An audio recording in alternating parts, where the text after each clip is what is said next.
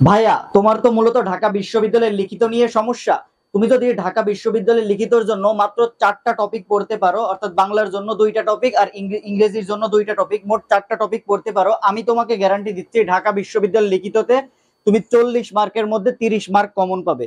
মাত্র 4টা টপিক তুমি যদি পড়তে পারো, 40 মার্কের মধ্যে 30 মার্ক কমন তুমি ঢাকা বিশ্ববিদ্যালয়ে পাবে। তুমি যতই ভয় পাও না কেন লিখিত নিয়ে, আমি তোমাকে বলছি এই 4টা টপিক তুমি পড়বা, এই 4টা টপিক থেকে তুমি 30 মার্ক কমন পাবা।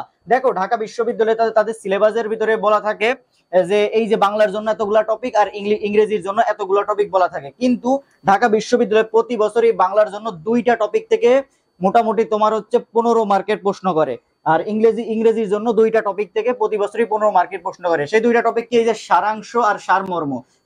বিশেষ করে সারমর্ম থেকে প্রতি বছর প্রশ্ন আসে।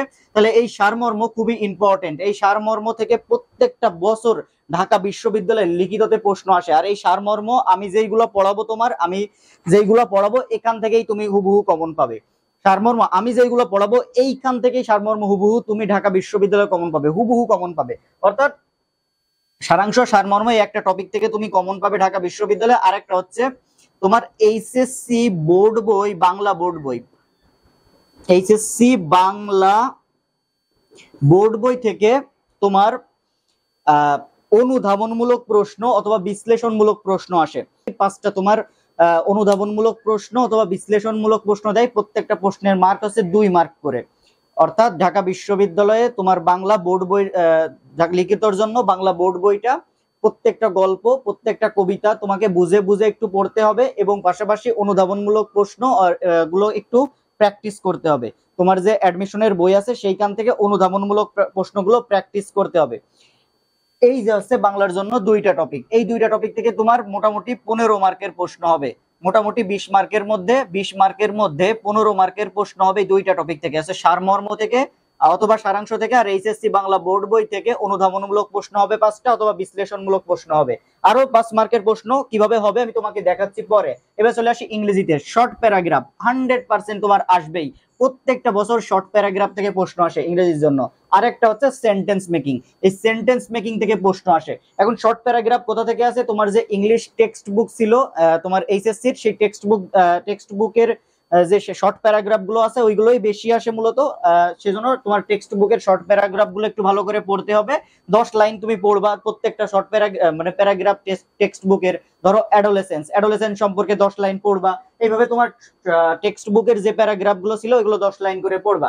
এরপরে সেন্টেন্স মেকিং আমি তোমাকে করাই দিব। সেন্টেন্স মেকিং, এই সেন্টেন্স মেকিং আসে হচ্ছে টেক্সট বুক থেকে, অর্থাৎ টেক্সট বুকের একটা ওয়ার্ড তুলে যায়, 5টা ওয়ার্ড তুলে দেয়, 5টা ওয়ার্ড দিয়ে 5টা সেন্টেন্স মেক করতে হবে তোমাকে।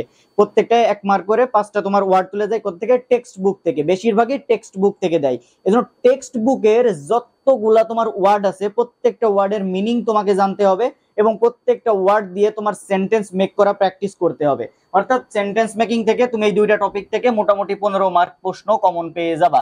এখন ভাইয়া তাহলে বাকি 10 মার্ক কোত্থেকে দেয়? বাকি 10 মার্ক দেয় র্যান্ডম কোশ্চেন। অর্থাৎ যদি আমি বাংলার কথা বলি, বাংলার দেওয়ার ব্যাকরণিক সম্পর্কিত বিষয়বলী থেকে প্রশ্ন দেয়।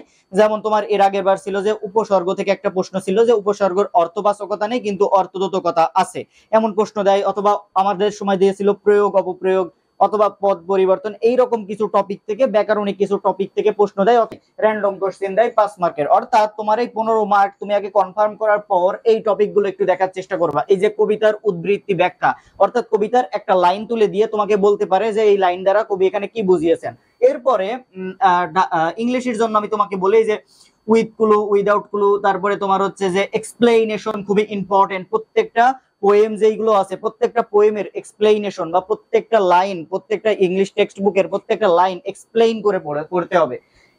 এর পাশাপাশি তোমার এইগুলো দেয়, ট্রান্সলেশন দেয়, তো র্যান্ডম কোশ্চেন দেয় 5 মার্কের বাংলা থেকে এবং ইংলিশ থেকে। কিন্তু তোমার ফিক্সড কোশ্চেন থাকে 4টা টপিক থেকে, মূলত 4টা টপিক আছে বাংলার জন্য। তোমার এইচএসসি বোর্ড বইয়ের অনুধাবন বা বিশ্লেষণমূলক প্রশ্ন থাকে 5টা, অথবা সারমর্ম থাকে তোমার হচ্ছে 5 মার্কের।